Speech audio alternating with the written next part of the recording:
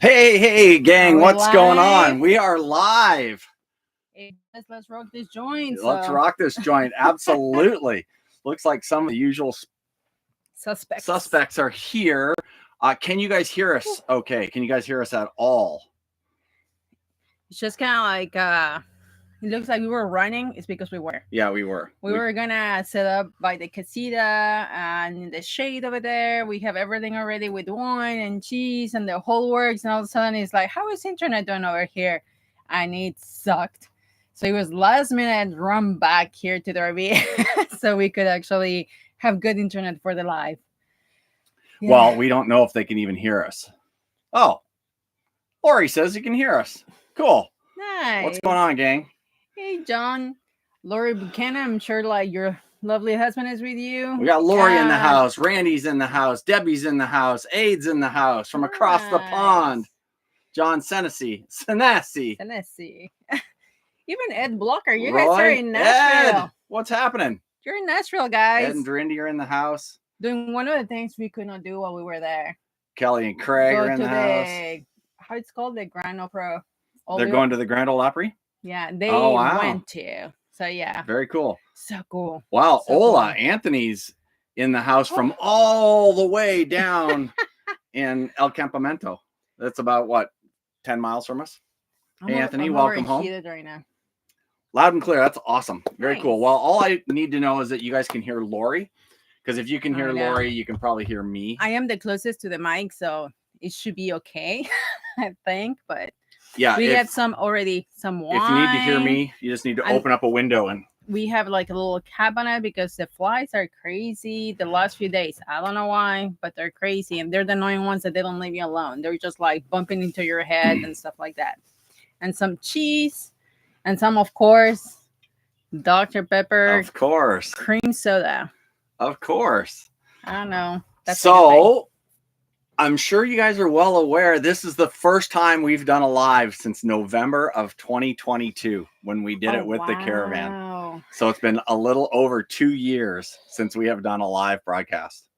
That's crazy. Like, yeah, I didn't even know when was the last one. Yeah. I guess I thought we have done after that, but I guess not. Yeah, as I was creating this, I could see that it was November of 2022. So we got a few people still rolling in. We've got 40. We figured that was going to be about max today. We figured about 40 people, which was just fine with us. Yeah, nice. It was the last minute thought. Yeah. That, oh my God, like we were just thinking it's almost the last Saturday. And we were like, last Saturday, we should do one.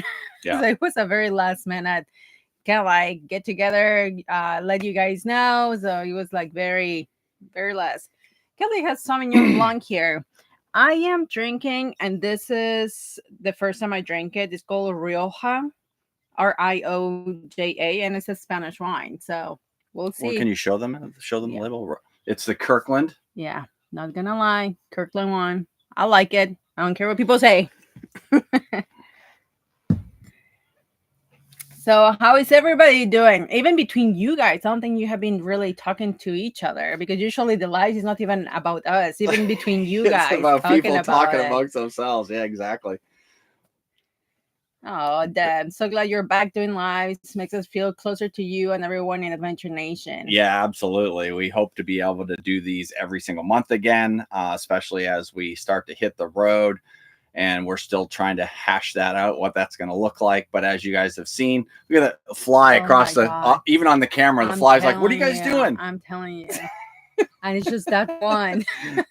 But as you guys have seen, we've been putting out more videos. And so we're just getting ready, ready to hit the road and fire back up again. And so and I'm sure excited. There's tons of questions. So what's coming up? What are we doing? And all what we have done, a lot of this kind of stuff. So if you have any questions specifically, like I see John and Jorindy, they're asking about Ozzy. And Ozzy, he adopted the new casita.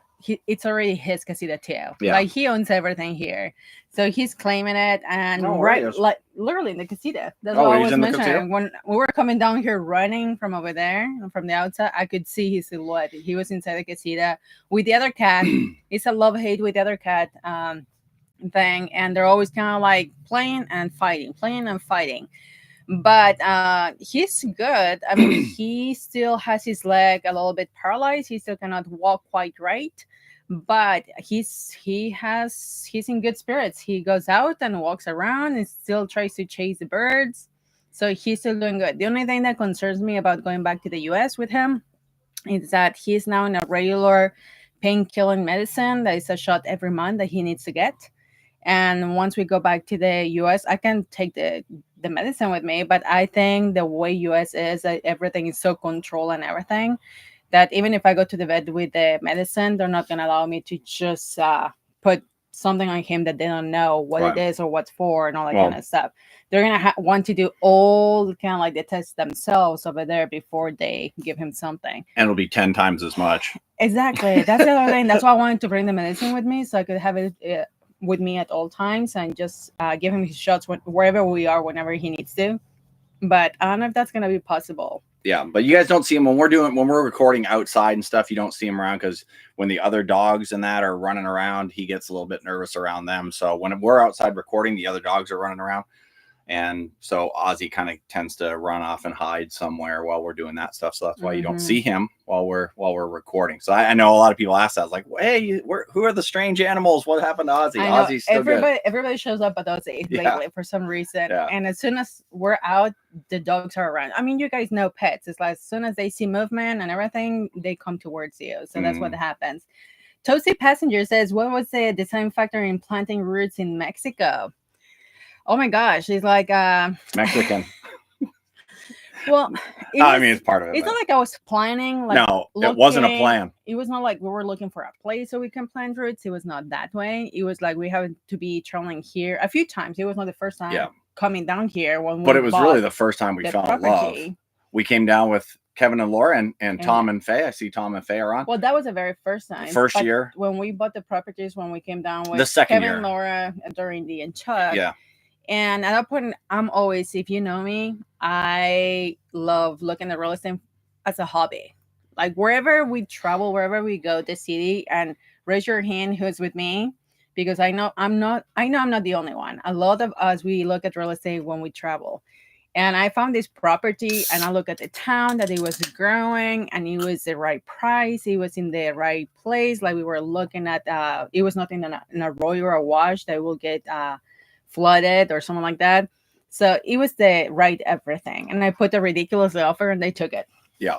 So it's not like we were planning on putting roots here. It just happens that we bought the lot, even as an investment back then. And they're like, well, it's like, let's use it. Why not, right? We have it. And this area, as some of you know, I became a kiteboarding guy. And it is the mecca of kiteboarding in Baja down here. This and La Ventana. And we just liked Los Barriles a little bit better than we liked La Ventana. We still go over there every now and then just to check it out. But we like Los Barriles a little bit more. So that's one of the major factors for me anyways, is like just the kiteboarding here is phenomenal. So, and one of the cool things is that we are in Mexico. So it's still my country, my foods, my peeps, but we're in an expat area. We're in an expat area where Paul can have friends and communicate, and everybody is kind of like, it's almost like a community, an expat. It's not only Americans, because also Canadians, and it's also foreigners. There's a lot of people from UK. There's a lot of people from Germany. Yeah. So it's just like a cool expat area where we can have friends, and language wasn't a barrier for Paul. It's a foreigner melting pot in Baja, Mexico. There's a few pockets down here, and Los Barriles is definitely one of those, for sure. Todos Santos, La Ventana. Yeah. But another question, I saw somebody, Mr. Roboto, ready to get back to some RV travel. So ready. Absolutely. I've been ready, like, I think for a year or more. Yeah. But we were trying to set my mom up to stay here through storm season so we can leave. But we've been ready for quite a while. Yeah, when we have the 2 RVs on the property right now, and with Lori's mom living in one, obviously hurricane season is not fun to ride out in an RV. Unless, of course, there's no hurricanes. But if there's a hurricane, being in an RV is not the thing to be in. We wanted Lori's mom to be in something solid, and that's where the casita came in. Actually, again, and we said it enough in the video. I don't want to talk too much about the casita because. Yeah, but I would say I think we didn't thought things through. Because we invited the moms. Oh, just Great, I can see that. Come down here. Don't worry. It's like, come. And my mom was like, sure, I'll go over there. Beach life living, right? And she came, but all of a sudden it's like, oh my God, we have to go. And we're not just going to leave her by herself and in an RV or something. It's like, no, no, no. So now we have to go into a plan kind of like D. I don't think it was B, like D, about just creating the casita for her. Yeah, plan A, B, C, D, whatever. I know. I don't know where we are. Right. I don't know what part of the alphabet plan H, F, I, J. I don't know. Somebody is saying, will you travel around Mexico? Not likely. No. In the RV, the roads are not really meant for it. I love to travel with an interior, mainland Mexico? Absolutely. Mm-hmm. Is the right rig to do that? Definitely not. You need something smaller to go around Mexico. Here, the roads are tight. It's like campgrounds are very small. So even here in Baja, that has a lot of RVs, a lot of the campgrounds still very, very tight, and we barely can fit in some of them. Yeah. I mean, you will see people travel in mainland Mexico in bigger rigs, but it really isn't meant for it. Normally people will do it one time and then they're done. Same thing with really coming to Baja. People will go one time and then it's kind of like, I don't think I'll have to do that again. And for Tom and Faye and everybody Deb and Randy, everybody who's been down, Lori and Brian, all you folks that have been down here with us, supposedly the road's gotten worse between here and Guerrero Negro again. We have many people that say we've been coming here for 10 years and it's the first year that the roads are that bad. They're ridiculously bad. Yeah. So we're gonna find out by ourselves. I see a lot of posts right now from the government that they're posting, I feel like almost like on purpose, like we're trying to we're fixing. But it's a long way. Mm-hmm. So whatever they're fixing is just gonna be a tiny piece. And most of the way is gonna be pretty rough, I have to say. Yeah, so I'm not looking forward to the drive north. I haven't been able to find a mirror down here, so I'm going to be driving north with that little mirror tied on the side of the RV, which I'm not fond of.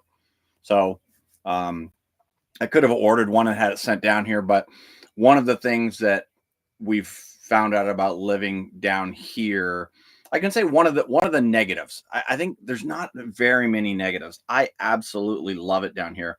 One of the negatives, damn fly. One of the negatives down here is getting things. Like to order a mirror down here for this thing, I can order it on Amazon and it'll be almost triple what I can get it for in the US. By the time I bring it down, I pay the tariffs that they have to come down into here, the taxes and all that kind of stuff. And then the shipping to get it here. This is like living on an island. I'm sure you've heard us say that on videos before. Well, not on an island, but also in Mexico. In Mexico, there is no RVs. So everything has to be imported, everything. And yeah, like Paul says, the higher import is just so high. Mm-hmm. It's crazy. I've touched that. Now, some things, yes. Because it's like we bought an ATV and it's an oil change. And Paul, we went to Polaris and bought an oil filter. And how much was in comparison of the US? Let me open the door for Ozzy because actually Ozzy is coming. Ozzy's trying to get in. Oh, did you just knock over your wine? No. Yeah, no, wine's safe. My water. The oil, I bought an oil filter. It's a tiny little filter. I wish I had it here for a Polaris ATV. It's I think in the US was $5 or $6. And I went to Polaris here and I thought, it can't be that much different. So I walked in, said, I've got a 2006 Polaris. This is this is what I need. They bring it out. Is this the one you need? Yeah, that's it. The guy rings it up and it was $18, I think. And I was like, holy smokes, that is craziness. So yeah, there's things like that are just crazy expensive. ATV tires. We wanted to get tires for our old Honda ATV that we've got. And we were trying to get tires down here. To buy a set of 4 tires for an ATV was going to run between $600 and $700 for 4 ATV tires. We bought them in the US and found a way to get them shipped down here, and they were still cheaper than the stuff in here. So a lot of products like that, I don't know how the average Mexican citizen makes it with the way the pricing is on some things. Mexico is getting better. I mean, it really is getting better. Yeah, Amazon's better. But it's not there yet. It takes about a week to 10 days for some things to arrive. And 2, there is not that much product availability like in the US, right? That there are so many products. Here is more limited. And what Amazon's starting to do is importing from the US and selling it through Amazon Mexico. So a lot of the products they carry in the US, they will import them themselves and sell them in Mexico. But there's a company here in the area, in every town in the area, that they charge 36% to bring your stuff down from the US. So you ship it to San Diego, they have their warehouse in San Diego, and then they will bring it all the way down to Cabo, Los Barriles, Todos Santos, all the area for 36% of the value of the item. With a minimum order, I believe it was $100, $120. It is crazy. It is absolutely crazy. So that's it on that stuff. It's literally an island. If you think of it like we're 1,000 miles south of the border on a ridiculously windy, narrow, potholey road. So the only other way things get here is by airplane or boat. So it's technically an island. And the funny thing is that Paul says there is Home Depot here, there is Walmart here. I mean, there is Costco here. Costco will say it's the same as the US. Costco's pretty close a pricing. lot of Mexican products, like the rice is gonna be from here or stuff like that. But they carry a lot of your regular American products. But Walmart and Home Depot, they don't carry the same stuff as the US. There are smaller stores. You cannot just go and buy stuff. Like in the US, there's so much. It's a home goods store. It's a car, not a car part, but kind of like oil and filters and everything in Walmart in the US. Here, it's not that way. So yeah, it's very different, the shopping experience. And we have some friends that they just moved back to the US. Melissa and Kurt, it's like, and they did it because of the convenience factor. They said there's so much stuff that we cannot get here, and it was getting to them. So I think for the people that live here part-time, I mean, it's not a big deal. When you come down, you bring all the stuff that you know you're going to need, and then you leave back to the convenience stuff. For the people, Mexicans that live here 100%, or even expats that live here 100%, they get used to or paying the price or just going without those specific things. Right. But anyway, I think we went too much. Too much on that stuff. But other than that, I mean, I freaking love it down here. I just absolutely love it down here. Being this close to the beach and it has not been a struggle to be down here. No, not at all. It's more like we want to see more stuff. We want like it has been for me a struggle to be in small town, and I think that will be in Mexico, in the US, in Canada. It doesn't matter. Small town. Laura's not a small town girl. You have a limited amount of things that you can do, and I'm used to. Let's go to the movies. Let's go to listen to live music. Let's go to. And here is just like very seasonal and very small town. So I think I'm ready to jump to the next thing and do more things, and going back to hiking and going back to all that kind of stuff. Right. So where's mom? I don't know if you mean Lori's mom or my mom. Lori's mom is over in the casita. She's doing some she's online right stuff. Now she's in a seminar with Brian Tracy. With some sales guys. She's learning some sales stuff. They know that he was still alive, but I guess he's still alive. My mom is up in Ontario, Canada. I haven't seen her on here, so I don't know if she's on today. She's not great with technology, so it's a cold season over there, and it's cold season up there. Doing a lot of craft right now. Mary, have you had to do too much to get the class, or have you had to do much to get the Class A ready to travel again? Yeah, we started it today. We've started it as an actual story. We started it up today. We start it once. At first it was once a month, and it was once every 2 or 3 months, and then it got to be once every 6 months, and then we haven't started it in I don't know how long, and it just fired right up.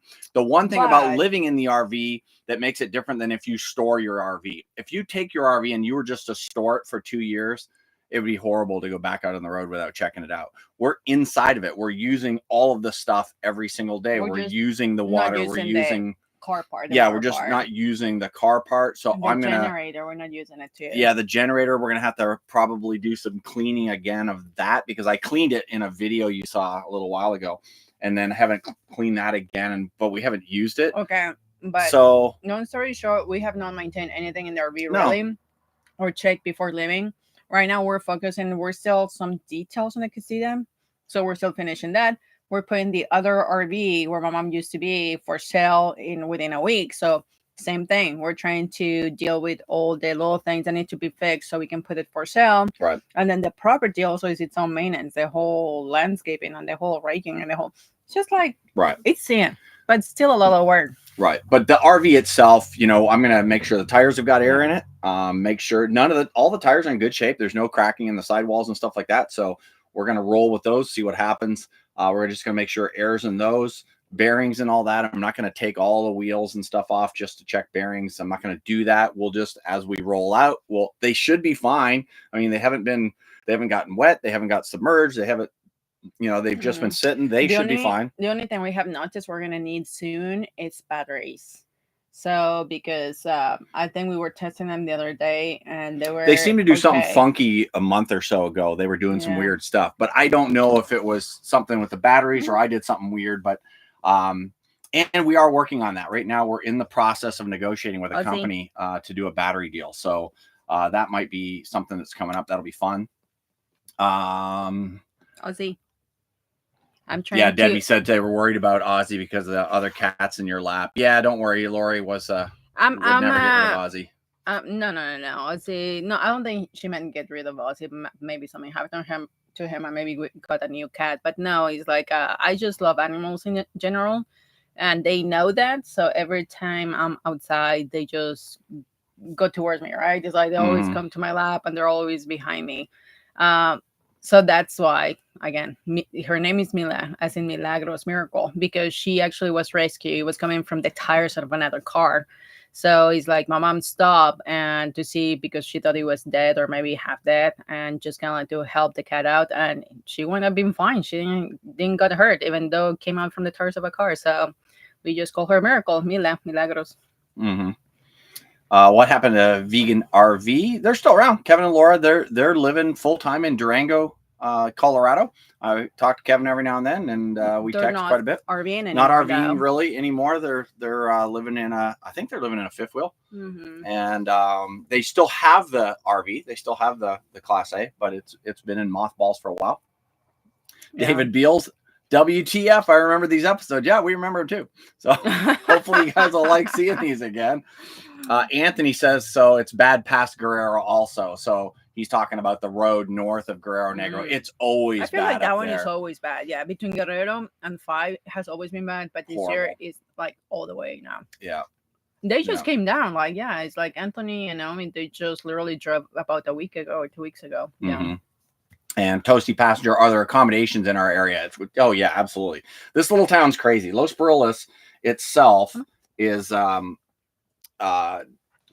town of maybe 2,000 in the summer of Mexicans, and then probably 8,000 to 10,000 in the winter with all the expats. We've got probably 30 restaurants here in town, maybe half a dozen hotels, with one large hotel, a medium size, and then a few little boutique type stuff. Smaller ones. But yeah, lots of accommodations. Tons of Airbnb. Lots of Airbnb. Yeah. So no problem there. And of course, we're only 50, 60 miles from the Los Cabos area, which is San Jose del Cabo and Cabo San Lucas. So there's just tons of, huge resorts down there. Yeah. We have some friends thinking of coming down. Dan and Ellen, I know you're there. Yeah. Dan and Ellen are on. Yeah. So hopefully, they come down, but it's a cute little town. I mean, the funny thing is not cute. I will not call it cute. It is not a cute Mexican town. It is not a cute Mexican town. There are so many other ones. It used to be a fishing town. So fishermen were here and also started growing. So there's no such thing as a downtown or like a little Mexican something. It's not that way. This is what makes Los Barillas is activities, the community, the gatherings, is like the happy hours, is like on all the outdoorsy stuff that you can do in the winter. Yeah. Laura Buchanan says they're coming down next winter. So get our list ready. That's awesome. Nice. I'm trying to lure Ozzy in, but for some reason he's not wanted. I think Devin Randy says they're coming down in February 2026. He says a lot of stuff, and I think he doesn't want to come in. It's like, so I'm trying to lure him in with cheese. Like, that's his weakness, cheese. So he's just down here below us. We'll get him up here in the camera. John, do I miss working in Alaska? Yes and no. I did not like it up there. Like, it is beautiful, but the weather is horrific. You like the people. I'm done you like with the cold and stuff. The views and the people, but you people were amazing. The people I worked with were incredible. I made some great friends up there, lifelong friends up there. But in July, we had days highs of 52 degrees in July, and it rained 24 out of the 31 days of July. It was craziness. There's Ozzy. No, yeah, but he doesn't want to. He doesn't want to be up here. He knows something's going on. He doesn't want to be up here. But there he is. And he's going to knock stuff over. He's such a big boy. Oh yeah, he's going heavy. We're trying to control his food and give him like natural food and everything to control his weight. But since he got his little leg thing happening, he doesn't exercise as much he should, and he's gotten chunky.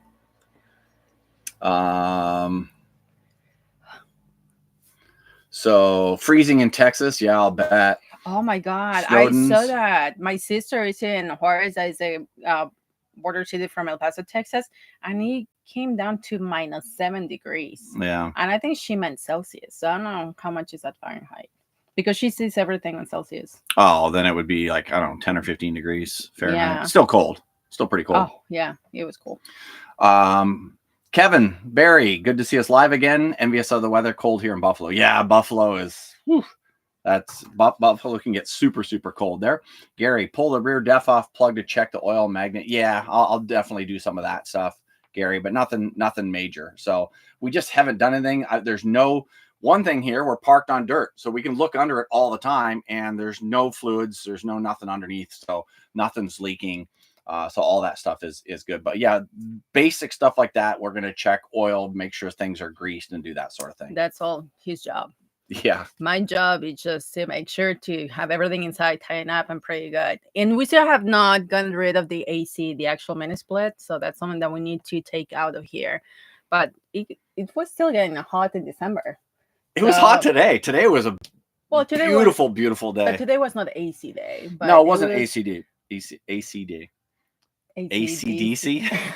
It wasn't AC day. AC day. And today was the first day it hadn't been windy in almost a week. The kiting weather has been amazing, and I haven't been on the water in a month. At least. I know. He's literally working hard. I've been doing everything I can to get everything ready for when we hit the road, folks. I've got our website up and running again. You guys can check it out at paulandlorena.com. Let me know if you find anything broken there. It's very possible, because a lot of this stuff I was doing at 2 and 3 and 4 o'clock in the morning. So the next day I would look at stuff and go, oh, that's not good. And so there may be some things wrong there, but check that out. There's been a lot of you that have signed up for the newsletter. Thank you so much. That's amazing. Appreciate that. And there's spots on there to sign up for our newsletter. And the first one would be coming out the 1st of February. And it'll just be RV stuff and special places that we go and places we suggest to go and dates for RV shows, upcoming RV shows and things like that. And just a little bit of everything. We're getting that figured out as we move forward. Paul gets all the credit. He's working hard on the website and the newsletter, on everything to get things rolling. Mm-hmm. Peace Dove, do you have a bedroom in the casita? No. It's a studio apartment.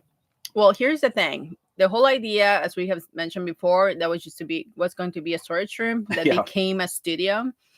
And the whole idea of that studio was leave it there and maybe have it for visitors later. And just there's the plans on the actual architectural plans, a full-on casita on the front. And that's really what my mom's casita it's going to be, or was going to be. Because now it's like she told me a couple of weeks ago, like, honey, you don't have to build a whole casita for me. Just add an extra bedroom to this and I'm good to go. It's like, I have my living quarters, I have washer, I have dryer, I have everything. I just need a bedroom. That's it. So maybe instead of building the full-on casita on the front, we're just going to annex a bedroom. Mm-hmm. But basically it's a kitchenette, a studio apartment, whatever you want to call it. It's a studio apartment. Yep. I didn't know. Canadians in Canada, I guess it's called also bachelorette. Bachelorette condo or living quarters, something like that. I heard that. I don't know that one. How's the weather coming down in 3 weeks? The weather is amazing right now, Nydia. It depends on what you're into. Everybody comes down here in the winter time. And I remember Les Junk came down in the winter and hated it because it was so windy all the time. And yeah, that's the winter down here. It's wind sports central. Not everywhere. If you're from the Pacific if you're side, over on the Pacific side in Cabo, no. Windy. Cabo's kind of got this weird protection thing going on, so it doesn't get windy all the time. But if you're on the Gulf Coast or the Gulf Coast, the Sea Cortez coast, I guess it's the Gulf of California. Yeah. Sea Cortez side, it's windy. Like all the time, all day, every day, it's windy. So people say, "Oh, I'm going to go lay on the beach at the Sea Cortez." No, you're not. You're going to get wind blown. There's a few days. There is times of the day that you can do that. If you want like calm seas, it's early in the morning, 7 in the morning, 7:30 in the morning, you already see people paddleboarding, kayaking, doing all like the water stuff, hiking, and all that stuff. And then everybody starts hiding around 11 o'clock. Not hiding per se, but then you do You other can't lay stuff. on the beach. Yeah. You go back to your house, something, and then there is people like Paul that comes in the Wynns sport. And then after a certain time, like about 4 o'clock, like right now, it has super calm out right it's now. calm right now. So everybody's out walking their dogs on the beach. They're doing their thing. So it's also a time of the day, not necessarily a time of the year. You just need to live accordingly. But yeah, a lot of people, especially camping close to the beach, that when it's all the time, they get tired about that. Yep. We're halfway. It's 5:30. So this is what we're going to do. Let's raise a glass. Raise a glass, everybody. Get your favorite beverage up. Welcome back to the first monthly Last Saturday Live. Appreciate y'all guys being here. Guys and gals. Salute. Salute, everybody. That's to your health. Awesome. I like it. Actually, it's pretty good. Good wine? Yeah. Awesome. So it is not too cold here at all. It's beautiful. It is absolutely beautiful. Are you gonna miss it? Warm, dry weather. It's not dry weather here. That's a misconception. It's desert, but it's not dry. Even right now, we have here a meter. It's 51% humidity right now. Yeah. And it's 79 degrees, 51. So you can feel almost like it's a little bit, not 79, it feels almost like it's 80 something degrees just because of the humidity. So it's never really dry. In Las Vegas, how much it will be? Like 3% humidity? 5%? No, like 10%, 12%. 10%. Yeah. And here, the lowest we've seen it is 37%. But right now, we've got all the windows open in the RV, the doors open in the RV, and it's 79 degrees in here. So, yeah. Where are you going? It just went all the way to the bottom. She's scrolling, trying to find. Hello from Florida. Hey, Dan and Tracy. And Andy and Wendy are here. Andy and Wendy. Hey, guys. What's happening? Oh, Linda and Jerry. Hey, guys. Linda and Jerry. Shut up, Jerry.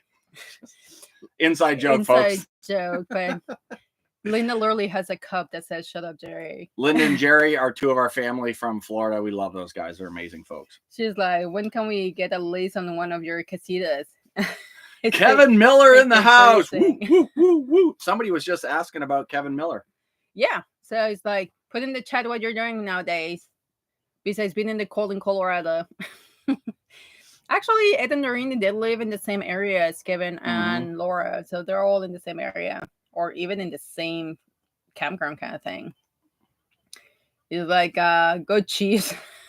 Johnson, are they playing today? I don't know anything about football. What's happening in football? Dan's going golfing tomorrow in a Apopka. Awesome.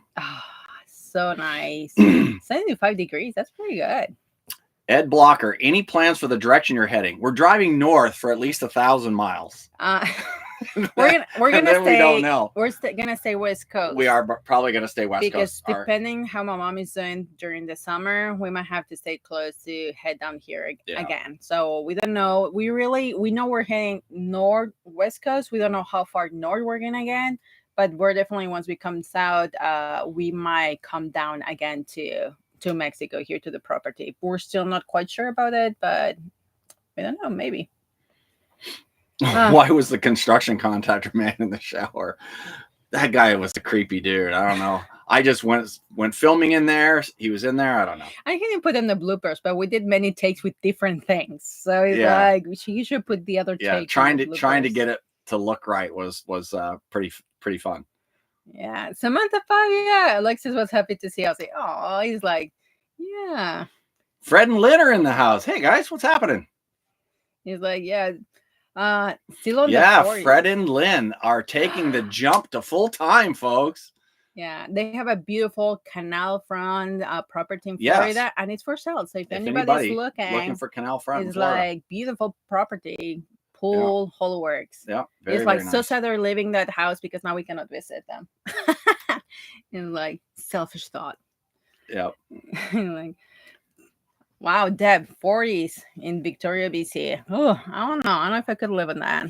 I guess I've been on the 40s in Las Vegas, but it's just for a few days and then goes away. Oh, I'm hot right here, though. It's like Why are you so hot? All the windows are open. Like I said, it is 79 degrees in here. We're running down here, and then I have and of course now I'm going to turn on some lights because it's going to start getting dark in here. That's why we tried to do it outside. We wanted and Ozzy doesn't come up here, but he's literally here on my feet begging for more cheese. But he doesn't want to come up here for some reason. Okay, is Lorena wearing a wetsuit in the water? That's the true tell if it's cold or absolutely. She will not go in the water right now. No, she's done with the water right now. The last time I went snorkeling was in November. I think the end of November, I believe we went snorkeling before my mom came back from her holiday.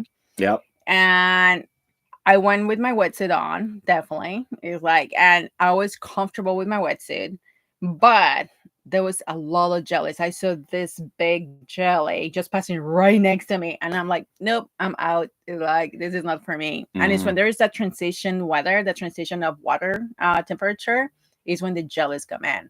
So after that, I didn't go snorkeling again. And like Paul said, we really have not been this year that social. We have not been going out that much or even snorkeling that much or hiking that much. We are so focused into finishing what we need to finish right here because we need to leave fairly soon. That is like, there is no time right now for fun. It's more like, let's do things right now. We want to make sure we leave Lori's mom in a good spot. So, and not only that, they're selling the stuff, they get the RV ready, everything. Yeah. The one thing I was going to adopt another cat. My mom's, she has 2 cats.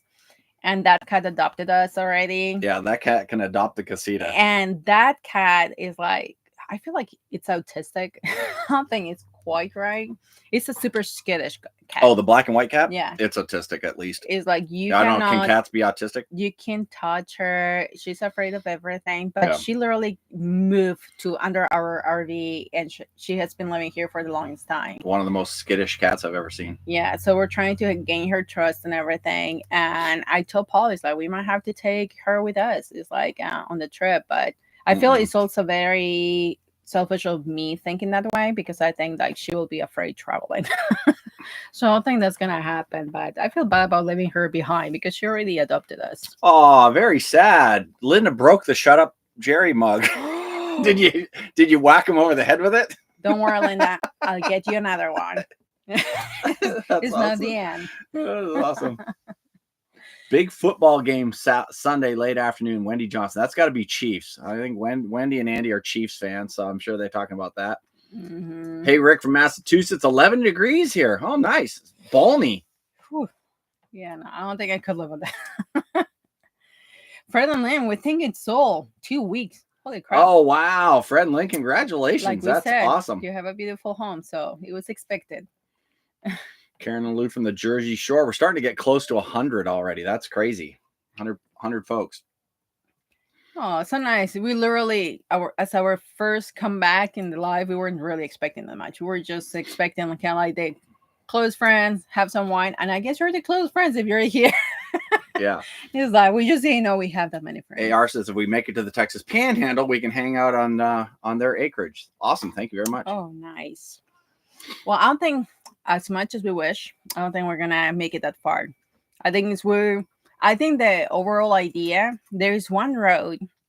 There's a few things like every RVer does, like and there's many of them we have not done. Everybody goes 395 north and does all the hot spring stuff. 395 north, yeah. Yeah, so I think that's what we're gonna do. We just don't know where we're gonna end up on the north side. Before we stop and turn around. We're definitely gonna do the 395 with all the hot springs. We, and by we, I kind of mean me, want to go to Hood River in Oregon to go kiting up there. A lot of the kiters down here, they go to Hood River during the summer. So they have their summer homes in Oregon and they kite at Hood River in Oregon on the Columbia River. And then they come down here for the winter. So yeah, I would like to try that out. I don't know if we're going to get that far north. The one I want to hit, we have never been to, where's where the volcano is in Oregon? Crater Lake. I want to go to Crater Lake. So that's definitely on the cards. Like I said, we don't know how far north we're going to go, but definitely north and on the east side of the mountain. So 395 to hit all the hot springs. So that's one of the things RVers do all the time. And there's other stuff like Utah we have never been to. Where's where everybody goes in Utah? Where the Red Rocks are. I forgot, guys. Do you remember? It's like, but there's where everybody goes on boondocks in that area, and it's beautiful. Isn't it it's called Red gorgeous. No. It's a Boulder? No.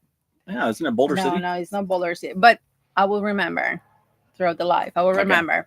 But it's like everybody goes to that area. Everybody goes to Banff and that. We have never gone there. Everybody goes to the UP Mission. We haven't done that. So that's why I think when we start talking about settling, we're like, well, we really like Orlando. I know it's not for everybody, but it's like, we love Orlando, what it has to offer as entertainment and people and everything, restaurants and everything. And we thought about going back there. And all of a sudden, we were a little bit sad about it. We were kind of like, I don't know, it's time yet to settle. Right. So it's like, we're like, okay, let's give it another shot. Let's go full timing again. And let's see where this goes. So it's not out of the cards to at some point get something in the US, and if sooner and if later. But for right now, it's like we were like, let's go on the road again and let's meet a lot of you guys, because a lot of you guys are along the road too. So yeah, I see a lot of new people in here, so that's kind of cool. Yeah, if you happen to be on the west side of the country, it's like traveling. I already said we're traveling through. It's like you happen to be there. It's like, let us know, and we can just hang out. We can go hiking. We can go camp together. Yeah, so it's kind of looking like we're gonna, we'll cross at Mexicali, Calexico, and make our way up through Palm Springs. We're gonna stop in and see, definitely see Kelly and Craig while we're in Palm Springs, and then 395 north, and we'll be kind of bouncing in and out of 395 all the way up. So we'll see where that takes us. Oh, Brenda, I agree with Deb Snowden. Come to beautiful Vancouver, BC. Vancouver is an awesome spot. Have a place you can park. Oh, thank you. Not sure we're gonna make it. I mean, again, never say never, right? But we're gonna. The one thing we have learned in the 7 years that we have traveled. I mean, obviously we have not traveled the last few years, but it has been consistent 7 years. I think we have traveled. Is that to slow down. Because we used to travel so fast that it's like, get somewhere, see all the attractions, continue. Get somewhere, see all the attractions, continue. And we realized that you're still living a life. You still have to do laundry. You still have to do the things. You still have to have downtime. So yeah, it's like, so we're gonna travel slow. So I don't think we're gonna get all the way to Vancouver. We don't have to do laundry. We could just throw out our clothes and buy new stuff. Yeah, no. I like that plan. No, too much waste. Are we heading to Utah? I don't think we're going to be making it that far east, like Moab. Chisholm, yes. It's not Moab. Yeah. Moab's in Utah. That's not Colorado. I said Utah. Oh, you said Utah? Yeah. Oh, I thought you were talking about Colorado. That's what I said. I wasn't paying attention. Everybody does Moab. Is like, and we have never been to Moab, but the pictures look amazing and the hikes look amazing. And Bryce is close. Debbie said Bryce. Bryce is close. Bryce is amazing as well. Yeah, Lynn, are you heading to Utah? I don't think so. I don't know the way south, but it's like, I don't know. It's like, because we might go 395 north and then come back the coastal side. So I still don't know how we're heading south again once weather kicks us out. Yep. Yeah. Judy Payne, what's going on with Kevin? Kevin's here. He's in there somewhere. Kevin's Kevin and Laura are hanging out in beautiful Durango, Colorado. They've been there for a couple of years as well, and they're doing well. Kevin and I have been texting a little bit. We need to jump on a phone call, and so I can hear his sexy voice. I don't know if I should disclose the location, but they're in Durango, Colorado. That's a beautiful town. We've been there a few times. I just disclosed their location just a second ago. I thought you said Colorado. See, she doesn't pay attention to me. I'm reading the messages. No, I said Durango, Colorado. See, it's hard to read the messages and pay attention. Exactly. I'm reading. But Kevin and Laura are doing well. They're doing well. They're up there in Durango, one of our favorite places as well. We haven't got up there to see them, which is really sad. We need to get up there. Oh wow! Fitzroy's in the house. Just go adventure. We're in town since December. We were driving around and found your place. Not stalking you, LOL. Your place is looking great. Thank you. Thank you. Is that Justin? I don't know. Just go adventure. But I will say, I apologize if you came in front of our property and looks the way it does, because right now still a construction. And I empty all the bays underneath the RV. Like literally, I don't want to show you right now in camera, but it's like, it shows ridiculously how much stuff we have gathered throughout the years. So I'm decluttering the basement. going through everything. I'm not allowed to declutter tools though. It looked like the RV threw up. It looked like the bays just went blah outside of the bays. But it has benefits. Some of the construction workers that have come here, I had gave them stuff. It's like, you want this, you want that, and they're like, yes, yes, yes. So that has been amazing. It's like, it's not like it's going to a bad house. It's going to people are going to use stuff. But definitely there's a lot of stuff we need to get rid of. And yeah, so I apologize if you get him around here and he's just like, yeah. We met the other lady, a lady. It was at the Taste of the Eastgate. We were on the silent auction. All of a sudden, the lady came and told us, it's like, oh my God, guys, they could see this coming along great. I see it every time I go past to my house. It's like, great to see you guys. And she just left. And we're like, hey, he's like, but we don't know who you are. Yeah. I said, Laura, do you know that lady? She goes, no. It's like, so if you're around, if you're in town, let us know. Say it's hi. Like, yeah, drop us an Instagram or something. We can get together because so many, people of you guys say hello when we see you, but I feel like a lot of people, they don't want to bother you. They're like, we don't want to bother you. We just want to say hello. And they just leave immediately. And it's like, it's not a bother. It's cool. It's part of the coolness of RVing and about YouTubing and everything. You get to meet people. It's part of the coolness of it. Yeah. And I'm sure a lot of you guys that are already full-time, you know that you have made friends all throughout the country, whether it's Canada, whether it's the US or wherever you're traveling. You just make friends traveling, and it's part of the coolness of traveling. Mm-hmm. Mm-hmm. That's how we met Steve and Raina, who are on here tonight. Yeah. And they're actually, looking at have you guys decided where you're staying yet? Steve and Raina, have you decided where you're buying yet? I know they're looking at maybe Baja somewhere. Yeah, I don't think they're buying anything. They're traveling and just switching places. I think is what they're doing.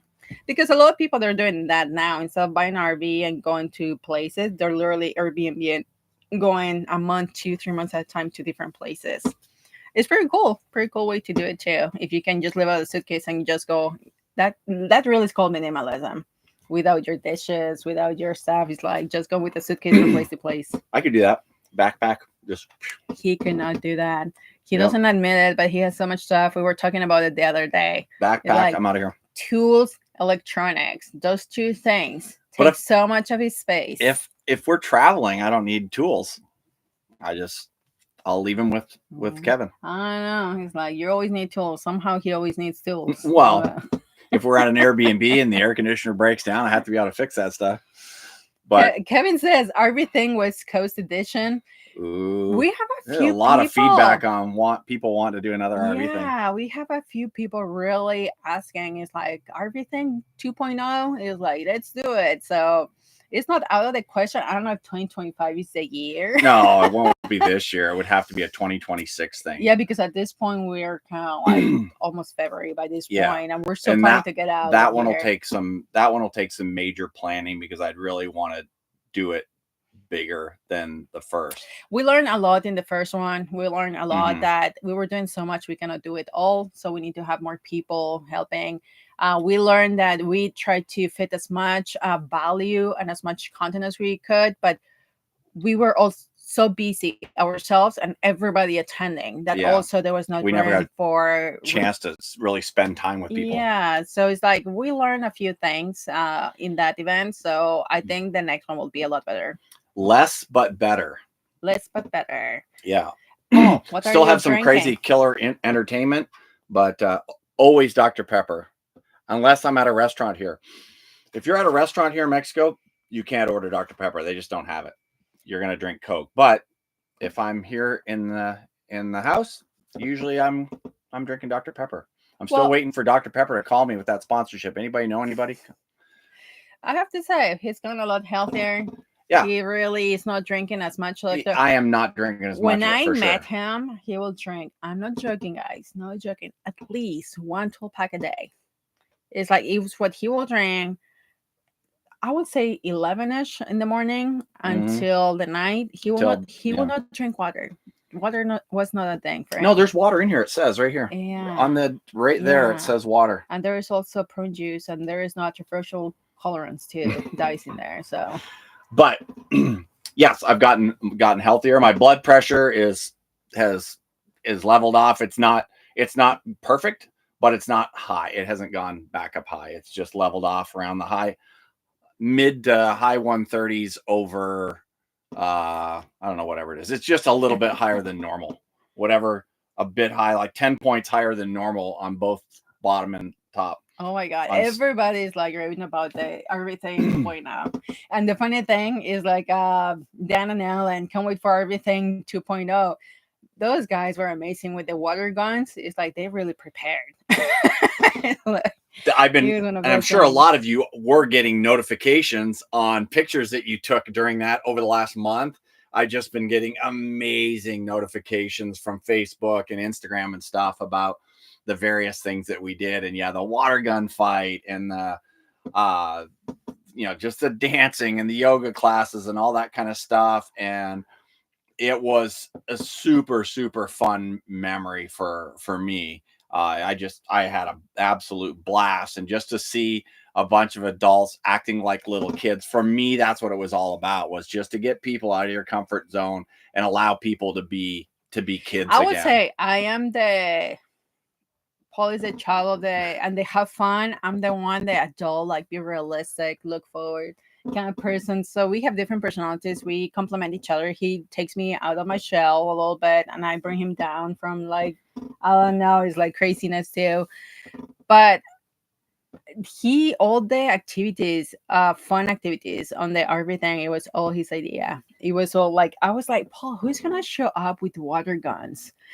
Is like adults is like show up. It's like if it's 10 of us, there will be a lot of people.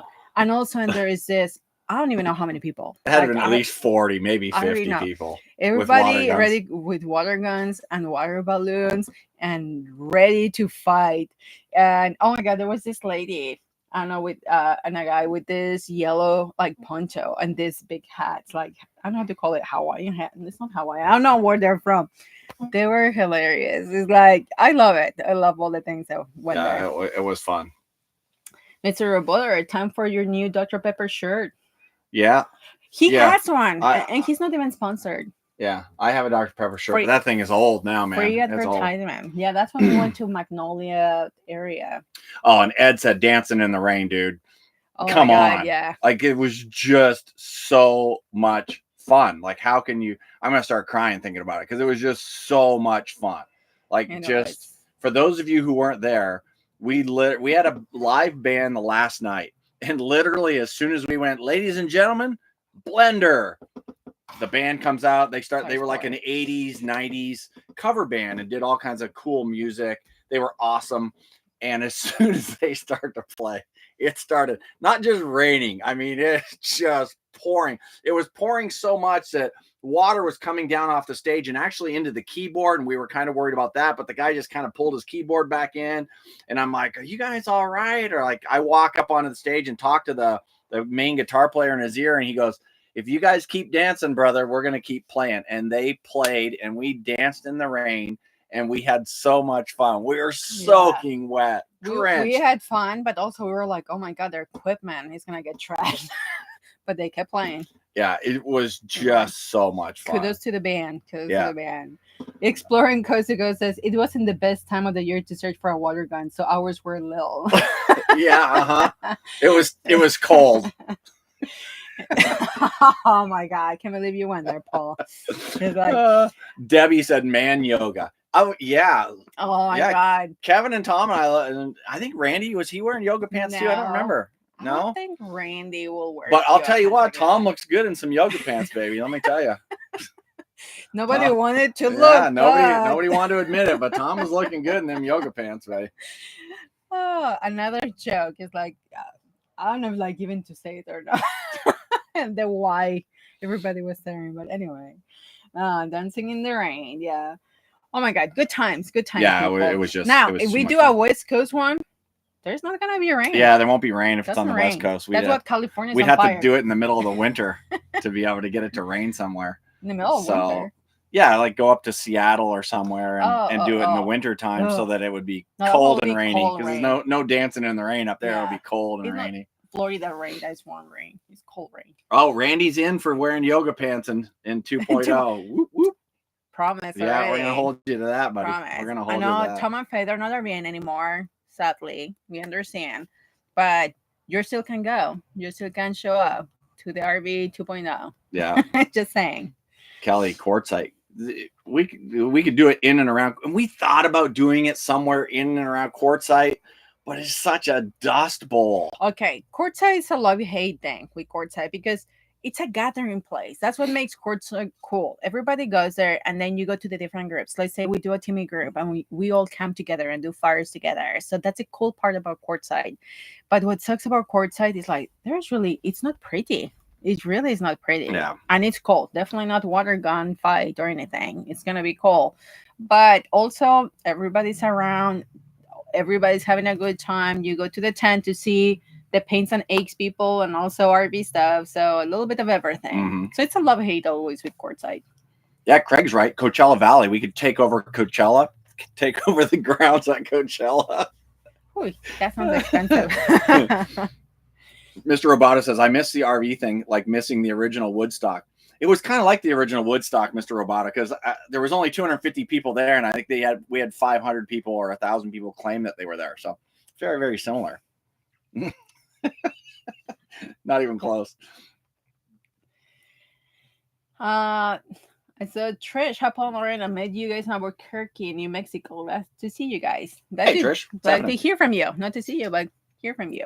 This is when Zoom is nice because Zoom you can have other people's faces and pictures, and I know not everybody is into being in front of a camera, but for people that actually want to be in front of a camera and say hello, it's kind of nice to see other people too. I don't know if can you do a Zoom with 100 people? Yeah, if you pay for it. Oh yeah, that's true. Kevin could set it up. I know he could set it up. We'd have to have screens all over here, so each screen's an individual person. Oh my god, yeah, that would be a little bit too much. Rumor has it rates are going up $600. Rates where at quartzite for? I feel like that's maybe a comment to something else. Not quite sure. Yeah, we don't know what you're talking about there, John. Linda says, "How about Burning Man?" Jerry says, "How about Burning Man?" We have never done Burning Man, and I have to say, for the longest time, I wanted to go because it's like same scenario as kind of hippie-ish. Everybody goes to their own like friends, and you have a good time, and you go on your dusty bicycles and go and see all the art walk. That's how I see it. Paul, not so much. Paul is like, I'm not gonna go. There is orgies everywhere, and I was like, that is not Burning Man. It's like I don't know what you know or what you're watching, but Burning Man is about art and the desert and community. Yeah. And but now as I'm getting older, the orgies don't sound like a bad thing. Oh my god. Oh my god. TMI for TMI. But our detailing company in Vegas, yes, one year we cleaned, I don't know, 10 or 12 RVs that came out of Burning Man. We have the most horrific thing I'd ever had to do. We have a friend of ours that he had a deal with Burning Man, the actual company that puts everything together, and he put all the stages, the music stages in Burning Man, but he also brought, I think it was like 13, 15 RVs from Las Vegas. So he had people to drive them from Las Vegas to Burning Man for people to stay there, people that will fly in, because also you can fly in if you want to. And on the way back, is like he asked us if we could clean them. Our company could clean them. And you're like, no problem. It's such fine dust. I don't know if you have ever seen the video from the Wynns and Burning Man.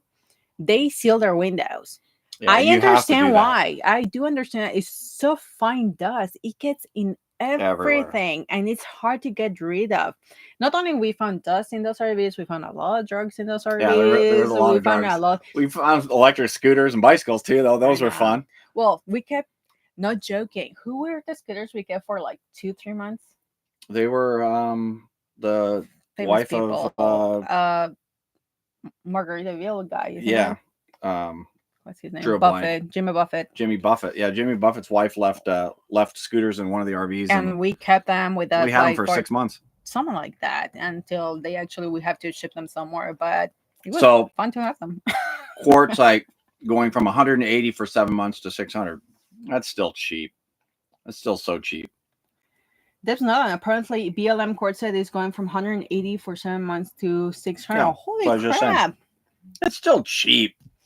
Well, basically under $100 a month. If you stay for the 7 months, definitely. And I understand maybe why they're doing it. They're trying to get rid of the people that they're trying to get rid of the real riffraff. Yes. So and there is some of that in quartzite as well, folks. Again, I mean, Quartzsite is quartzsite. It is whatever. But there's a So- lot of people there that are just because it's almost free. So Craig says it's LTVA, so it's maybe not only quartzsite, it's all the surroundings too.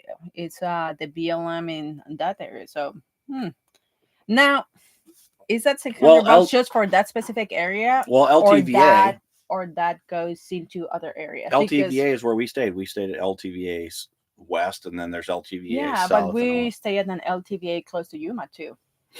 Oh yeah. So does the 600 include all of them, or is just like a very specific spot? I'm assuming it's just like anything else. Once you, well, I who knows? Who knows? It's still cheap. If you think $600 for 7 months is expensive, I mean, it's just not. Well, stay in quartzsite for 7 months. And would I stay? Yeah, would I stay in quartzsite for 7 months? No, not gonna happen. Everybody has their own thing. Some people like the quiet life. I would say quartzsite, when there is no quartzsite RV show, it definitely gets quiet. So I'm sure it's quiet time for people there. Yeah, I mean, we're living in the desert here. We're living in a dirt lot. I mean, here. So what's the difference? Well, the difference is we have an ocean a half mile away. So I mean, it's very similar living situation really to what we would be in quartzsite, other than the fact that there's not a Costco with 100 miles. There's not a Walmart within 100 miles. It's just quartzsite. There's just, for me, I saw Dan on there said about, if it's going to be quartzsite, he goes, I hate quartzsite. I don't hate anything, but I'd rather not do it. I agree, Dan. We've been there, done that. I don't see us doing it a lot. Like we might go back again. We would go back if a bunch of people were going to get together. We happen to be going through there at the same time when a bunch of other people were going. Would we go and spend a week there or 10 days? Yeah, we would do that. Never am I going to go to quartzsite for 6 months. Oh, no, definitely not. Not going to happen. John Sanesi says it's like probably is increasing has to do with trash. Oh, I'm sure trash management is ridiculous. Gotta be insane. Yeah. Trash, John, and then just pump out like for septic and all that kind of stuff. Yeah, because like people just overrun the place. Even though you just park on the desert anywhere you want, they still have certain areas where you can dump and you can get water, fresh water. So yeah, I remember there was the first or second time we were there. We have to make a line, and it was like a 30-minute line. Yeah, 20 or 30-minute line. To dump the tanks and get water. Yeah. So I remember in that last little bit of the line, Paul and I were literally in line.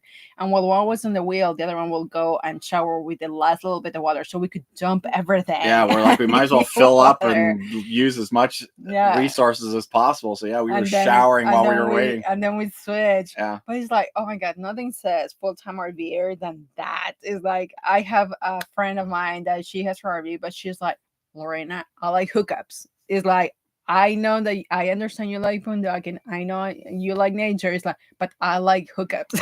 I need to have dump and water at all times. Yeah, absolutely. Mr. Roboto says maybe we can get Paul a mascara or a mask for Burning Man. Lucha Libre. Lucha Libre. So he can go incognito. Yeah, absolutely. We should do maybe an RV thing, Burning Man edition. Yeah. And just no orgies, guys. Just saying right now, no orgies. It's like taking all the fun out of it. It's like just community having fun and going on our bicycles to see the art. Just saying. But that's crazy. It's expensive to do Burning Man. I think it is. I think it's pretty expensive. I think it's like $300 or $400 a person for the 7 or 8 days or something like that. I know, and that's not including the getting there, the fuel, and the things you need to buy specifically for that event and that kind of stuff. Yeah, it's a thing. It's definitely a once in a lifetime experience, but I will keep it a once in a lifetime experience. Nathan and Tess in the house. Hey guys, what's happening? Awesome. Oh my God, it has been so much fun, guys. It's like, it really has been nice to talk to you, seeing your messages, because almost a lot of you, we know you. And if we don't know you, some of you, we feel like we know you. Yeah. It's like, because we are in constant back and forth and stuff like that during our messages. So it has been great, really, to see you guys. See, Kevin's not going now. He says he's out. He goes, no, he's out. It's like all or nothing. All or nothing. There's other camps. You're welcome to visit the other camp. Yeah, that's right. We can do it. We can do the separate little camps here and there. Yeah. This has been really fun. We look forward to doing more of this. So yeah, we've got I don't see us getting out of here by March 1st, Lorena, to be honest with you. I don't see that, but that's our goal, is to try and be here, try to be out of here. But I don't see that happening. March 1st, you mean? Yeah, I don't see that happening. We're trying so hard. Like, we literally, I mean, we're not joking. We're like doing just so much stuff every single day. And we feel it's like a spaghetti bowl that you eat, and it just feels it doesn't go down. Same thing here. We just do something every single day. And there's still like huge list of things to do. So it's one of those things. Yep. Vince from Central Florida. Hey, Vince. John Senesi. Is the composting toilet still working? Yeah, man. Absolutely. Actually, he just serviced it a week ago or something like that. When I say service it, just like we usually it's like a dump, refill, use again kind of thing. But every now and then, Paul does a full service where he cleans the fan and he cleans everything. So it's like, a week ago is the servicing of the composting toilet is still going. I mean, we use it for 7-8 years already. It's like, and it's still going strong. I have to say, I have nothing bad to say about Naturehead. It works like a charm, and it doesn't smell. It's a lot of work. It's a lot of work. We'll do a video on that at some point, because people are always curious about that. What's great, the best thing, folks, about having a composting toilet in your RV, nobody asked you to use the RV toilet. Nobody will do it. What? Nobody asked you to use the RV toilet. The other day, somebody was here, and I was like, they said, "Hey, can I use the John?" I'm like, "Yeah, no problem." I'm like, "Remember, it's compost. Never mind." And they did something else. I'm not gonna out them right now. I know who he's talking about, and he's here in the chat. Oh, he is here in the chat. He's like, so went to my mom's RV. My mom was on her trip. She left for a month and a half. So it's like, use my mom's RV. That is a regular RV toilet. But like I said, there's no smell or something. But I think the most I remember, we were in courtside and somebody really needed to use the restroom. I was like, and they asked us, "I'm so sorry, I don't want to, but can I use your restroom?" We're like, "Sure, no problem, but let's explain you how it works, because a composting toilet." And they're like, "Oh, no worries. There's a gas station. I don't know how many miles of here. So I'm just going to drive and I'll be back." And I was like, oh my God, you prefer to drive that many miles before just trying, like literally just trying the composting toilet. It's like, so. Mark just outed himself. I wasn't gonna say your name. I was not gonna say your name. I didn't put you together with it, Mark, because you guys are so far away. But Mark and Lisa were here in December. Yeah, Mark's like, "Hey man, can I use the bathroom?" I'm like, "Yeah, sure, go ahead inside." He's like, "Oh, compost. Never mind." Oh my God. Yeah, people are afraid, man. They're afraid it's gonna eat them. But yeah, Tom says he couldn't reach it. He has little feet dangling because you're too short. Yeah, Lori's feet dangle from the thing. Well, the thing is, RVs are kind of like different.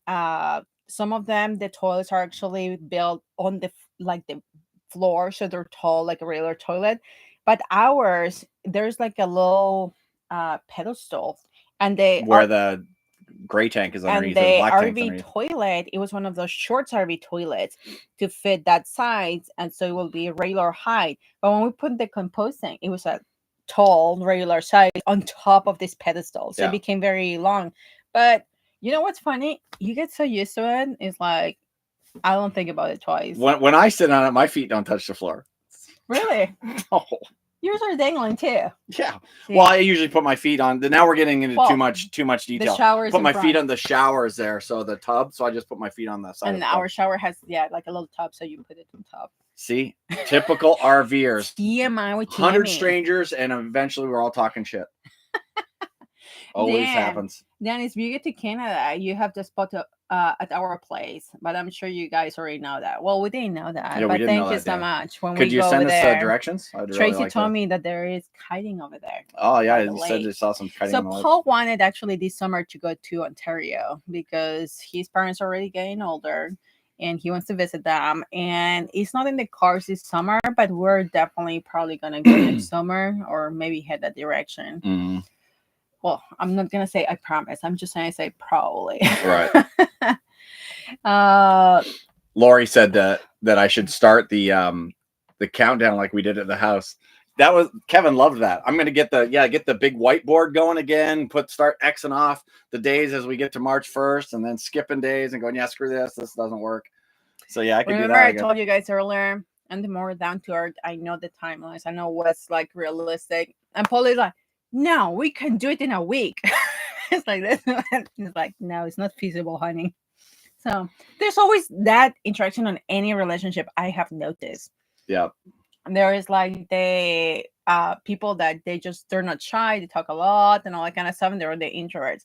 And then the opposite, they have the dreamers that let's have fun, and they have like, no honey, we have things to do tomorrow, we have to go. So you always have that balance on couples. It's like, and if you're single, you make all the decisions, but if you're in a couple, it's like, you know who you are, each of you. Mm-hmm. Kevin, yes, he'll know what I'm talking about. Yeah, the great part about John Senesi's right. The great part is that we combine both our gray and black tanks. So the one thing I would say, if you like boondocking, it's a game changer because it uses zero water. It literally uses zero water. So when you go in there, like just a little spray bottle that we spray in there to keep things clean, but it uses no water. So we can go, if we shower every other day, we're out boondocking somewhere, we can go 14 days without dumping tanks or having to refill water. So it's a game changer for that stuff. I just wanted to say hello to Mary. Mary is in the house, Paul's mom. Hey, Mom, what's happening? We were just talking about you. Good things, Mary. Good things. You're like going to need to change from TME to TMI with the compost conversation, LOL. Yes, always. I know. It's like we always have that saying, TMI with TME. But I'm glad Mary came back out after the Burning Man conversation. I'm just saying. So yeah, John's saying the lithium batteries here up and stuff. Yes. So we are right now working with a lithium battery company to do a deal with them. So we'll be talking about a lot of lithium battery stuff, and we'll be changing ours out. So that'll be cool. We're like that close. So I think that's going to happen. I'm pretty excited about that. I think that's going to happen. So that'll be cool. Yeah. Oh my God. So many changes, so many things happening. We're going crazy, but in a good way, in an exciting way. I'll see that. My mom shows up and nobody wants to swear anymore. What? Come on, guys. Be yourselves real. Brian and Deborah are in the house from Sacramento. Hey guys, what's going on? Nice. And we've got over 100 now, but now it's time to say goodbye. What? Really, it's 6:15. We were going to do an hour tonight. We were like, oh, we'll just come on. We'll do an hour. We'll have 30, 40 people on. Kind of the same thing that happened with the RV thing. So yeah, we definitely need to talk about that again. But with that being said, Kevin, I definitely need your help, man, because there's no way we can pull that off by ourselves. It's just not going to happen. It will be a major event. The last time we thought, we'll get 15, 20 rigs together, and we'll have a little get together down in Florida, and we wound up with 110 or 112 rigs, I think, like 250 people. It was crazy and so much fun. There we have like the day comers too, that they just pop in for the day and they left. It was crazy. It was crazy in a good way. And there was some really cool stuff that we had that we couldn't make happen, so that we need to do that ahead of time. And the one thing I will say is that one thing that we wanted to do when we were talking about doing all this was doing some things that weren't just RV. Like we had for those of you that are there, we had the guy that did Kevin, what do you call it? The foraging guy that goes out into you can go out into the woods and live cool. off the land. And he tells you what plants you can pick up, and if you could pull a plant out and eat the root and all that kind of stuff. The foraging thing was super interesting. I'm still going to die if I get lost in the woods. There's no doubt about that. One of the things I'm going to eat the wrong stuff. They tell you, if it smells like almond, it's like you should not eat it. It's poisonous. And Paul and I were like, we can smell anything.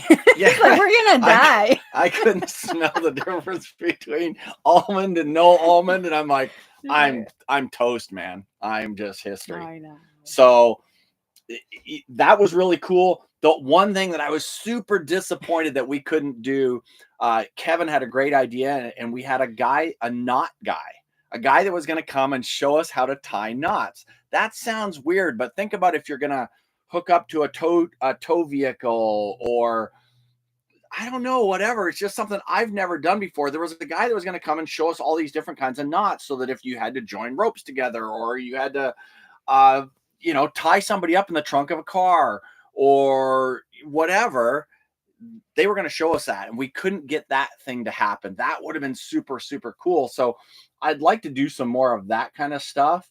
That would be great. And of course, entertainment will always be a part of everything that we do. Like, I mean, we gotta have music. We love like music. It's one of our things. If you're on the road and we're in your area and you can take us to a local music spot, we love that kind of stuff.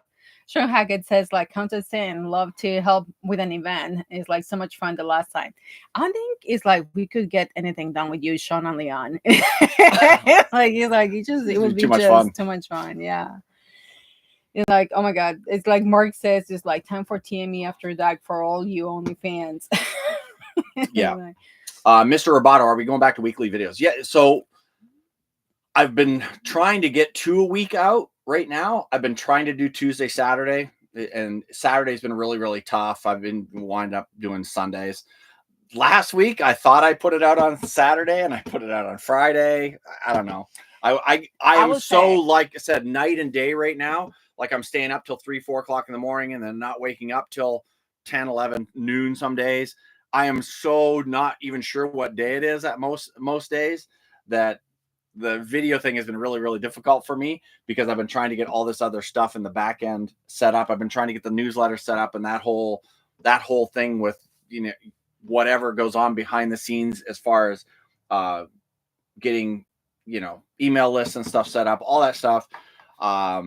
So yeah, it's just been crazy. But yes, we're definitely at least doing weekly, 1 a week, but I'm trying to do 2 a week. Once we hit the road, no promises. I want to do 3, which is what we did when we first hit the road, but it was so hard. It was just so hard to do that. But I'm topping up AR. Yeah.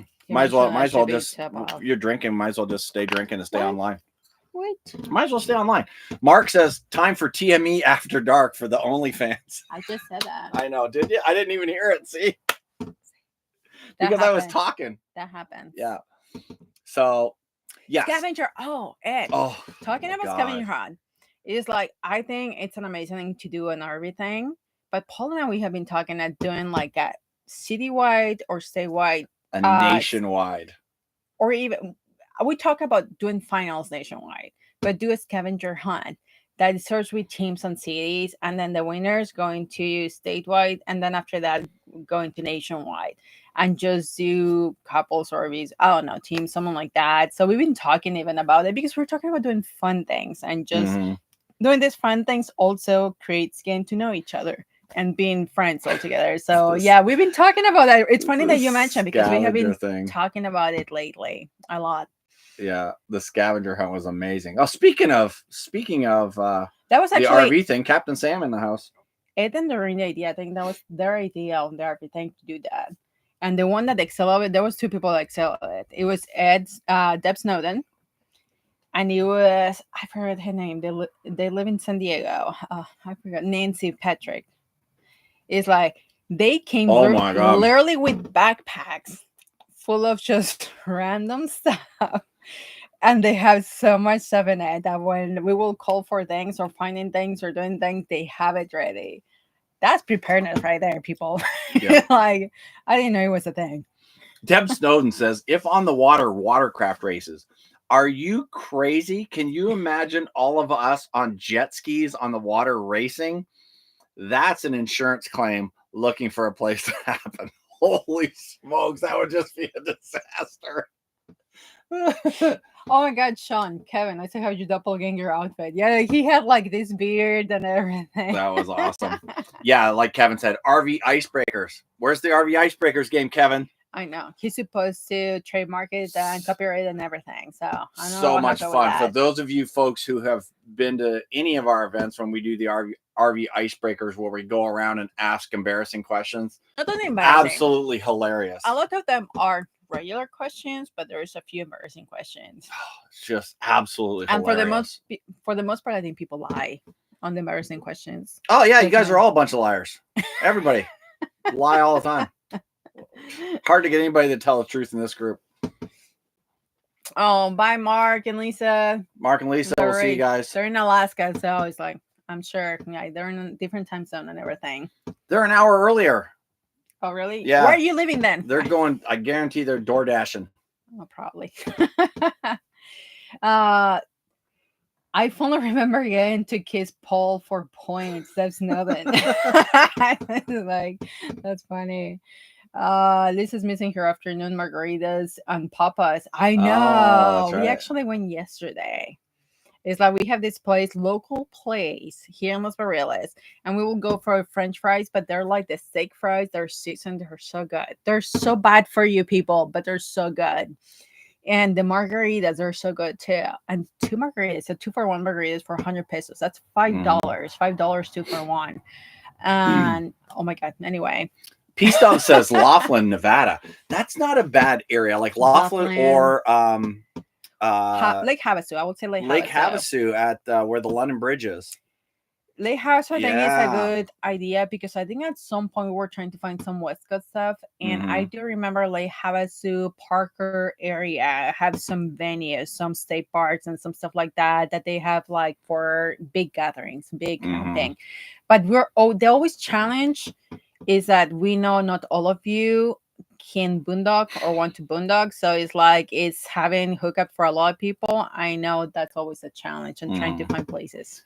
Aid, you're a rock star. What? It is 1:20 in the morning in the UK, and Aid is still here hanging out. Aid, are you retired? I think you sold the bar. Yeah, he sold the bar, which is too bad. Now, we're still gonna have to go over there and say hi to him. But yeah, now the bar's not there. But you're in Paul's schedule. I mean, Paul goes to sleep at 3-4 in the morning, so it's like Kevin.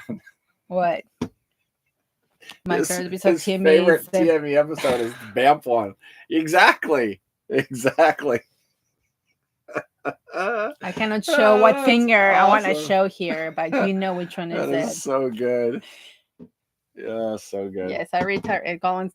So just to go like inside joke too, when we were in Corton in one of the gatherings and we were going and talking to people, one of the persons said, I'm not gonna out her. The question was, what is your favorite episode of TME? And we're not gonna out her. Dawn. But we're not gonna out her. She's like, my favorite episode is the episode of Banff. And we're like, oh great, we've never been to Banff. We're glad it's your favorite episode. So yeah, we still need to make it to Banff. Although it burned down a year ago, isn't it? 2 years ago, it burned down. So I don't know the status of that or how it looks, but we still want to do the natural stuff and Lake Louis and all that kind of stuff over there. Absolutely. Say Banff, ha ha ha. Yeah, people that were there know what we're talking about. I'm sorry, guys. Sometimes there is from the different events and the different things inside jokes, but we will explain them to you so you know for the next time. You're like, what else? Let's call it at 6:30. So we got 7 more minutes. Okay. Anything else that you people have to any questions or any comments, concerns, comedic relief? This has been awesome. I do like doing this stuff. I do want to do like we did before, where we use this is just straight through YouTube. This is just YouTube Live, but I do want to go back to maybe using the I think it was called StreamYard or Facebook. One of those things so that we can bring people on and talk to people while we're doing the live. That would be really cool. Like we did, we had Aid on the one time, and we had the folks from South Africa on. Oh my God, I just drew a blank on her name. Mirka Vogel from South Africa. So, and then we can bring Kevin and some of these folks on. I think that would be a lot of fun. Yeah. That camp. That's by the way, a handle that sounds very OnlyFans kind of thing, but that camp says it's like Banff never burned, Jasper dead. I'm good to know. Okay. We don't know too much about the areas, but it's good to know. How are the wines in Baja besides expensive? How what? How are the wines in Baja besides expensive? I will say, as much as I love my country and we have beautiful food up here, wine is not their forte. It's like we have Wine Valley north of Baja. Literally, it's like 40 minutes from the border from San Diego area. So if that's actually a tour I would like to take myself, like going through all the wine country, and it's just you see the vineyards and they're beautiful and everything, but I don't find them very good. So I have not found one that really hits my palate. And here's the thing, wine, I follow this sommelier on YouTube that he's all about what you like. He said it's not about snootiness, it's not about like the most expensive wine. It's about what your palate likes, and he explains about stuff. So I have not found something in Mexico that my palate really likes. So I don't have very good news there. Like my mom said, the margaritas are great. Right, Mary? She had her fair share while she was here. Strawberry margaritas are her favorite. And like I will try to get her other ones. And she's like, we went to a place in Juarez, and you will remember, Mary, where they claim, because there's like 3 or 4 people that places that claim to have the original margarita where it was invented. And we went to this place, and I remember Mary going and just making faces because they're not sweet. Margaritas in Mexico, they're not sweet unless they are mango ones or strawberry ones. They're sweet, but otherwise they're not sweet. And I remember Mary making faces like it was just so sour. And then a local guy there, bought us an extra margaritas, and kind of like, hey, as a friendly thing. And I remember Mary going like, oh my God, I have to drink another one. It's like she didn't like it. But she came to Baja and she has strawberry margaritas and she loved them. So it's like, you need to come back and have another strawberry margarita, Mary. Kevin Barry, Coney Shocks, any new planned suspension upgrades? No. With that, we'll see. Margarita and Toto Santos. Oh my God. That was the craziest stuff ever.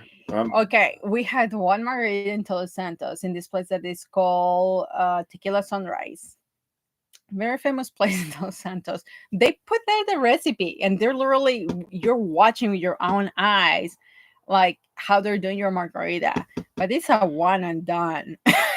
Even like for some of us, I'm not gonna say names too, but some of us it's like half and done.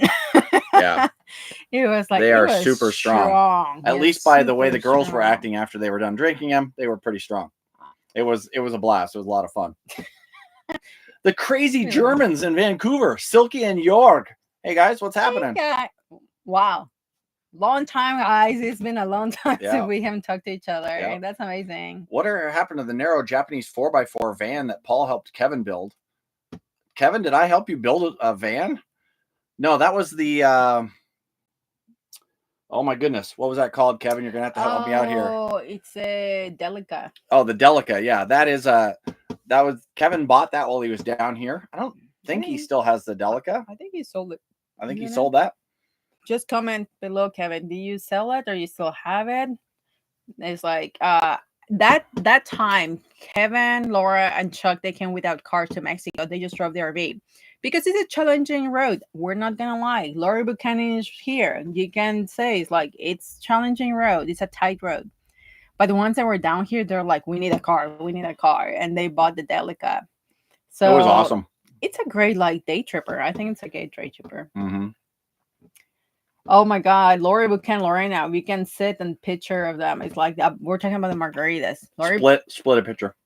Lori Buchanan and I, we made a mistake. It's like, oh my God, we're probably gonna have 2 drinks each, 2 margaritas. So might as well just like order the picture and a picture later. Yeah, we don't remember. Yeah, are there going to be stairs going to the second floor of the casita? Yes.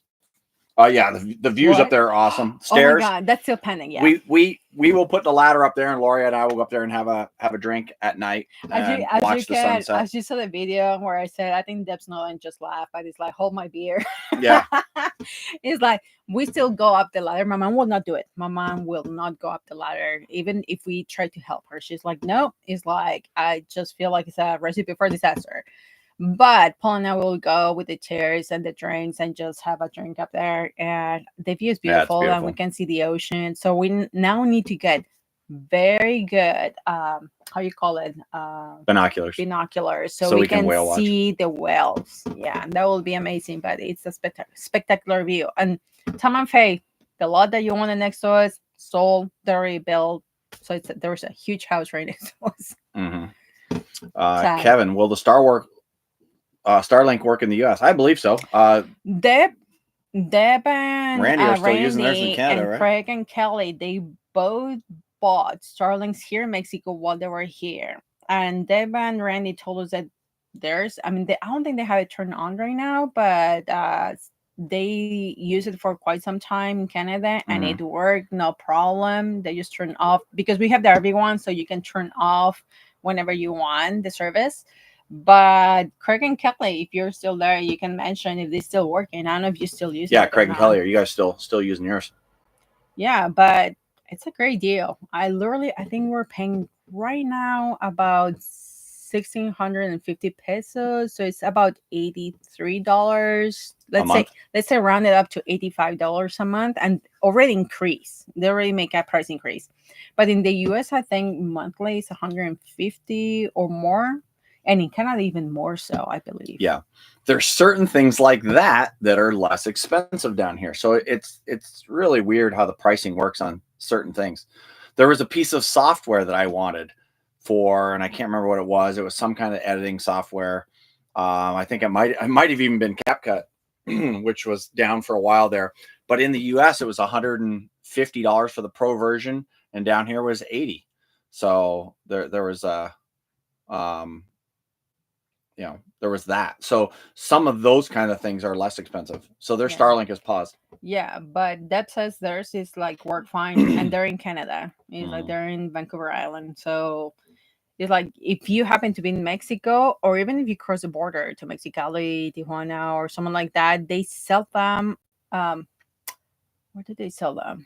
Liverpool. That's the store. It's like a nationwide store. They sell them. They always have them there, so you don't have to order it. You can always go and buy one and just register in Mexico and take them to the US, and you will pay that amount of money in pesos.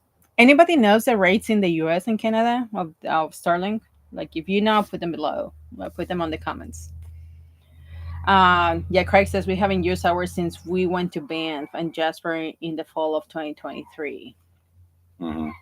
How's the fishing in y'all's area right now? So this is not really fishing season here. There's still fish out there. Lori will get a text from the local fishmonger every now and then, who shoots her text, says, "Hey, we got fresh mahi, we've got fresh." It's funny. Jurel, we've got fresh. Yeah, for tuna. The people that were coming from other places that everything costs more expensive like that, it's super cheap fish. But for the people that live here, locals, what I pay is very expensive fish.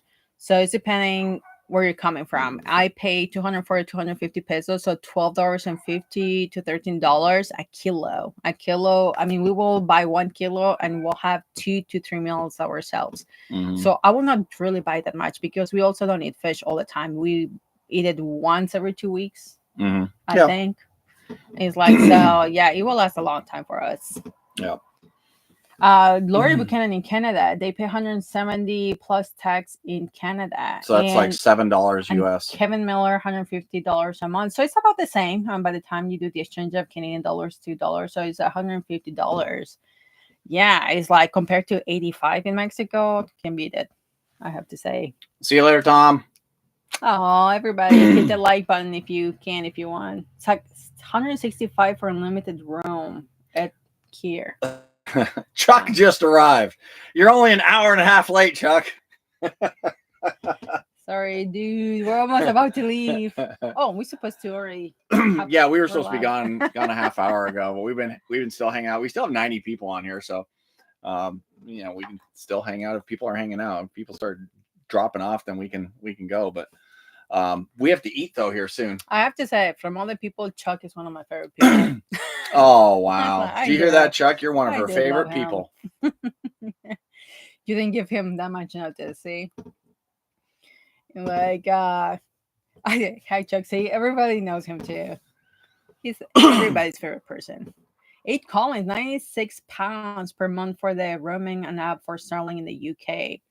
I don't know how 96 pounds translate in US dollars. 96 pounds in US, like 100, 150. 115, 110, something like that, probably. Still cheaper than the US and Canada. AR, who are you, AR? I'm trying to figure out who you are. Sometimes we don't know who the short form people are. Oh, Chris and Brenda are here. Hey, Chris and Brenda. He's like, yeah, so many plans, hopefully many years of traveling. I have to say, the one thing we switched in TME was the name. We are not the Motorhome expert anymore. And the reason why we didn't do that is because we want in the future to do international travel. So we want to ping ourselves into RVing, like the Motorhome experiment. So TME, there's a restaurant we went. I don't know if you guys remember it, during the and Kevin, Laura, and Chuck. We went to WTF here in Cabo at the Marina. We celebrated Paul's birthday. And it's a WTF can mean whatever you want it to mean. And it was like so many different for WTF, and they will put you so many different meanings. And that's what our perspective with TME was. TME is just not the Motorhome. It can be the Mexican experiment. In Orlando, it was the Mickey experiment. And we're thinking, I'm not going to jinx it, but we're thinking on doing the Great Loop. So maybe the, what's a motorboat? The motorboat experience. So we switched TME to be the many different things. And also, I don't know how it's going to be an international travel, but it's going to be part of it. So that's why somebody said, just go back to the Motorhome experiment instead of TME. Yeah, the experiment is long over. I think the experiment was a success. Yes. So it's like, at this point, TME is what we want it to be. That's why we switched it to that. Why are you laughing? KFC with Paul and Lorena. All right, Kevin, you're going to have to hit me with that one. Since we don't eat I chicken, can only imagine. I don't know. Anyway, Chuck, isn't it always Paul's birthday when you go out to dinner? Oh my God, you guys! When Chuck and Kevin and all these guys were down here, Ed and Dorindy, my birthday happened to be March 27th when those guys were all down here, and every friggin' restaurant for a week, the mariachis would start singing at the table, "Happy birthday," because these guys would tell everyone it was my birthday for a week. It was craziness. Okay. AR still isn't going to tell us who they are. Still going to tell us who it is. He's like, I want to know. So I can remember next time. He's like, wow, $211 for Canada for the Starlink travel variation, which works everywhere. That's the one thing I'm very concerned about going north with the Starlink, that I know that we're gonna our plan somehow is gonna get downgraded when we're in the US traveling, and they're gonna give priority to the how they call it, it's domestic ones. Still gonna be much better than, I'm sure it's gonna be campground Wi-Fi. But I have heard in a few places it's so busy that you literally barely get anything. But we'll see. I mean, we'll see. We're not gonna talk anything until it happens. But it's like, that's my one concern I have. He's like, by the way, yeah, everybody, if you could like the video, will be amazing. Thank you so much. Oh, Tom and Faye are leaving. Good night, Tom and Faye. Probably they already left. Good night, guys. Mark, we're looking at the new Starlink program that is like $50 a month for 50 gigs. Oh, I didn't know they have the program. Good to know. I thought you guys were leaving already. Oh, yeah, sure. Mark. Because I have to work. Yeah, they have said that. Yeah, we miss, everybody misses Chuck, man. Chuck's just a blast to hang out with. One of those guys. He's just like, I don't know. I don't have to explain. You're so cool, dude. He's just a cool dude, man. Oh, thank you. Please hit the like. Thank you. All right. I think we have to call it. Yeah. Ladies and gentlemen, I am out of Dr. Pepper. So I guess it's time. We still have to have dinner. We're making, well, I'm making, or we make. Yeah, what are we having for dinner? Rajas y con papas. Rajas y con papas. Con papas. That's basically little cute potatoes, but the main thing is the rajas, that is poblano pepper in a creamy sauce, and you have it in tacos. So yeah, so we still have to have dinner. Yep. I'm drinking on an empty stomach. That's not good. Mark is driving and TMEing at the same time. That's very dangerous, my friend. Very dangerous. So nice, guys. So nice. But drive safe. Probably a lot of snow over there, so drive safe. Alrighty, folks. The Pavia gang. See you guys all later. Good night, everybody. It was an absolute blast. You hang up. No, you hang up. I know. Good night. Good night. Good night. Nice hanging out with everybody. Tortilla chips and quesadillas as snacks. Yeah, that would have been a good idea too. But we had our little cubes of cheese and we just have like a little snack, cubes of cheese, and I had blueberries, but we didn't get into the blueberries. But okay. Well, blueberries, we would have had this like blue ring around our face, all and our teeth and blue like and stuff like that. Purple. Yeah. Buenas noches. Adios. Good night, guys. See you until next month. Now it's gonna become a thing again. So plan it. Yeah. Last Saturday. Just remember the last Saturday of the month. Keep it open. Bye. Bye, guys. Bye. Where the heck's the end button? Oh, right there. Was this end stream? And we're out of here in 3, 2, 1, 2, 1. And I'm flashing. I'm not.